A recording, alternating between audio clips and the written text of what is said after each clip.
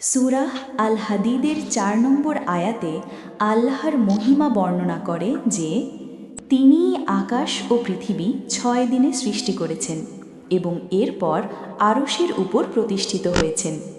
তিনি জানেন যা প্রবেশ করে ভূমিতে এবং যা তা থেকে নির্গত হয়, যা আকাশ থেকে নেমে আসে এবং যা তাতে উঠে যায়।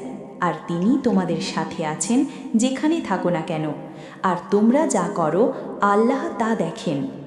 এই বিশাল মহাবিশ্ব, অসংখ্য নক্ষত্র, পাহাড়, নদী, মানুষ সব কিছুই তার পরিকল্পনা ও ক্ষমতার প্রকাশ। সমগ্র সৃষ্টির উপর তাঁর সর্বময় কর্তৃত্ব ও শাসন সুদৃঢ় হয়েছে। কোনো কিছুই তার জ্ঞানের বাইরে নয়। এই আয়াত আমাদের মনে করিয়ে দেয় আমরা কখনো একা নই। আমাদের প্রতিটি কাজ, প্রতিটি নিয়ত একদিন হিসাবের সামনে আসবেই। এটাই সত্য, এটাই আল্লাহর বাণী।